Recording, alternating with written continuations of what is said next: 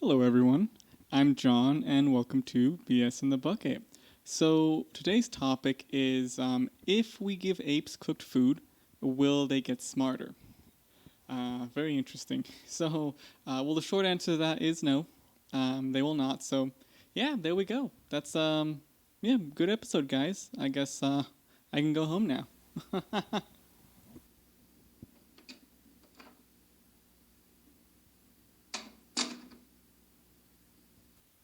Or probably not, actually. I should probably go a little bit more in depth with that one.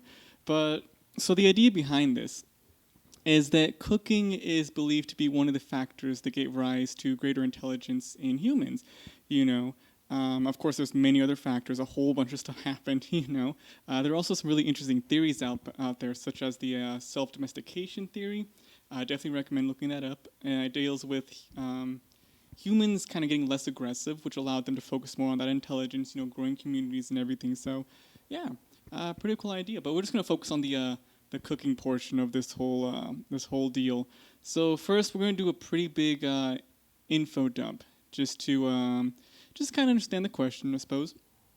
So, what does cooking do? Um, Now, when it comes to cookings in humans, there are a couple conflicting ideas there about when this first arose in this. It ranges anywhere from 2.3 million to 400,000 years ago, so pretty wide range right there. Again, a whole wealth of studies on all of that. Nobody can seem to agree on anything there.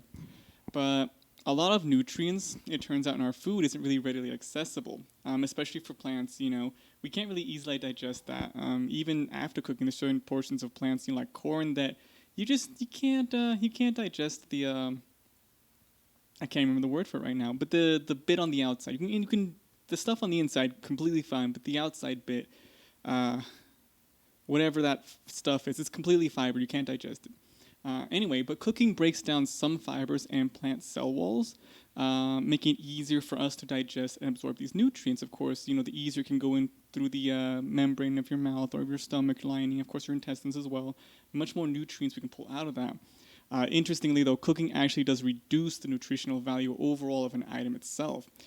Depending on the nutrients themselves, we've got like water soluble vitamins, things like vitamin C especially, is really good about cooking out of anything if you boil it. That's a really good way to get rid of your vitamin C. Well, if you drink the water, you can get it back. So I guess if it's like a soup, completely fine. But if you're boiling I don't like your carrots or something, because vegetables have a lot of vitamin C in general. If you're boiling your carrots and then not eating the water, you're losing a lot of vitamin C out of that. But there's also fat-soluble vitamins like vitamins A, D, E, and K, as well as certain minerals, mainly potassium. You're gonna lose that if you're cooking it. So a lot of stuff happens when you cook food. Anyway, that's like a whole nother topic later because I just went down a whole rabbit hole looking into that. But in human evolution, the transition, if I can speak today, to cooked food is widely viewed as an important evolutionary milestone because it allowed us to expand our diet and extract far more calories, which of course led to we don't have to hunt or gather nearly as much because we're getting more nutrition, more calories, and everything out of what we're actually collecting. Um, yeah, and this freed up time for more technological ingenuity and allowed for larger populations to flourish. So very helpful, process there for us. Now, when it comes to the chimps, of course, their diet is actually a lot more varied than I was expecting. They've been recorded in the wild of eating about 80 different items, mostly like fruits and stuff, but they also get seeds and nuts, bark. I'm surprised they eat tree bark, just chewing on some tree. Very good stuff, very delicious. They'll eat some leaves too, because I guess if you're eating the tree itself, you might as well get all of it. They'll eat flowers. Also, chimps have been noted in the wild to wear flowers, like put a flower in their ear, and there seems to be no rational explanation that besides it's fashion. They like to look nice, get a nice flower, and all that. They also eat things like honey, of course. They eat bugs because bugs are very, very nutritious, very protein dense. Bugs are.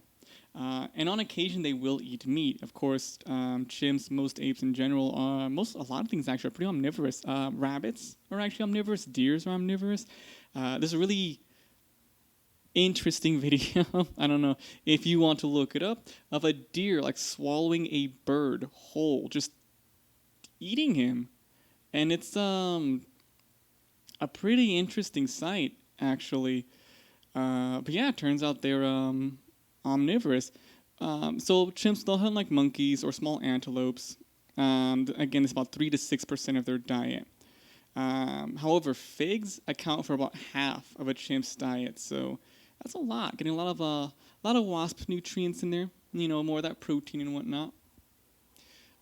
Also, it turns out in Guinea, chimps enjoy palm wine. They make their own wine.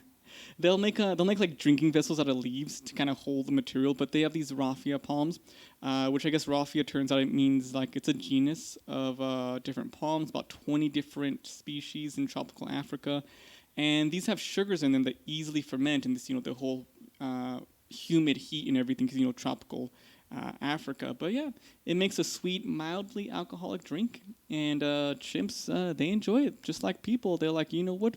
I want some of that good juice, get a little bit of that buzz going. But anyway, so point of all that great info about chimps diet and everything is a large portion of it is some pretty fibrous plant material. Fruit of course isn't as fibrous, but a lot of things have a lot of pectin in them. The material that creates like the peel and all that stuff that makes it more solid. So that's not really easily digestible. They do get their bugs as well, all that protein and whatnot. But a lot of this stuff, it seems, could be a good benefit from that cooking process. And it turns out that chimps actually do prefer cooked food.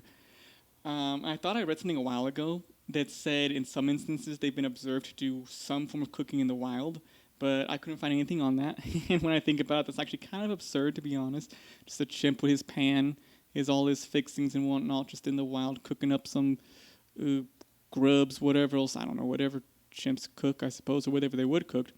But I did find that chimps have been known to seek out roasted seeds in scorched areas, like after a fire. They're like, hey, that tastes good, let's grab some more of those, Kind of a nice treat if they ever figure out how to set fire to their homes and whatnot.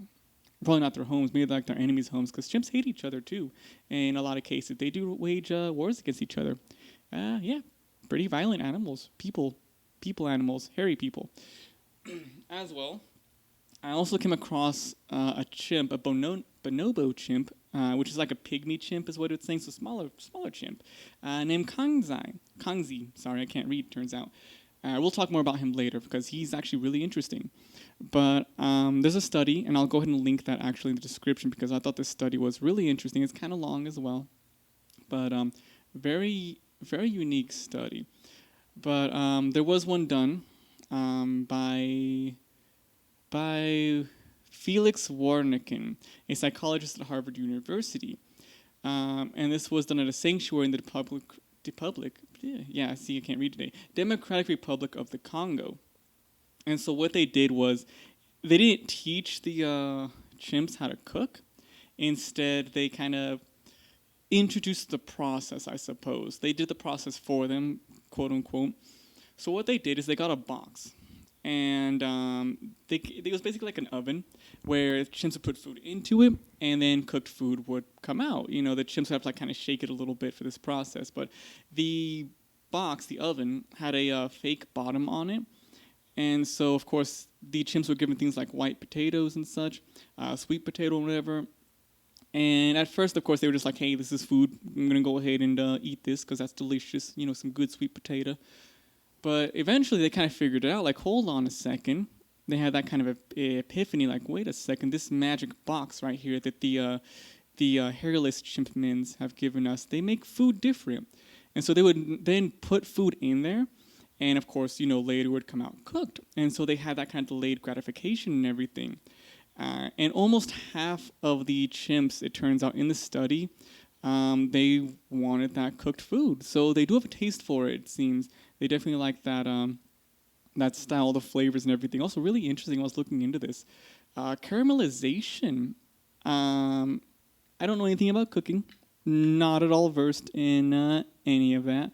But it turns out the process of caramelization, what it actually does is the cooking creates a compound. I can't remember the name of it. I'd have to look that back up. But it essentially gives like a butterscotch flavor, which is, of course, caramelization. So I thought that was really cool, actually. Pretty random, pretty interesting.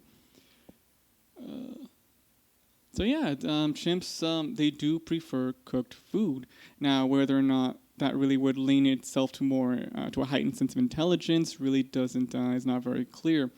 Um, I think honestly, what would more be that kind of sign of intelligence would be them cooking the food themselves, because cooked food is good. Again, you get more nutrients, you save time on things. But if you're not actively out there searching for the own food yourself, if you're not the one that's actively preparing it for yourself, I don't really see you actually getting anything out of there, any benefit beyond just you get more, vitamins out of what you're eating because you can digest it better.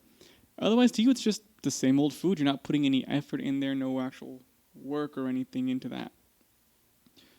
But going back to Kanzi, he's really interesting. So Kanzi's a bonobo chimp, and he knows how to cook. So he's very smart bonobo, actually. He can do language. I mean, he understands, I think they said 3,000 spoken words, and he can communicate with about 500 lexicograms, kind of pictographs and everything that are specially designed for language learning in primates.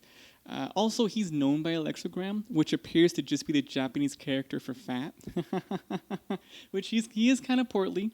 He's not the most slim. He's getting a little bit older too, so I mean he's balding. It's just his shape, But I thought that was kind of mean. His lexigram is fat, but anyway, he makes his own fires and he cooks. He does seem to enjoy roasting marshmallows. He's also a big fan of pan-searing some hamburger. He really enjoys that. But he first learned how to control fire by lighting matches. And apparently this process was described as eerily human. He had some sort of understanding about I know what I'm doing with this. Very intriguing, actually.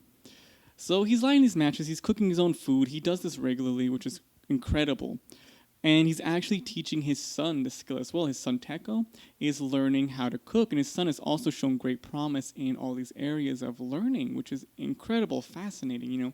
Kanzi, when he was I think 8 years old, so still kind of young, little young man. He was part. Well, he wasn't really part of it. His mother, Matata, was part of this whole intelligence experiments and whatnot. And he just kind of came along. He was just there hanging out with his mums while she's going to work, earning some more figs and whatnot to put on the table. But he did not show any interest at all in what she was doing.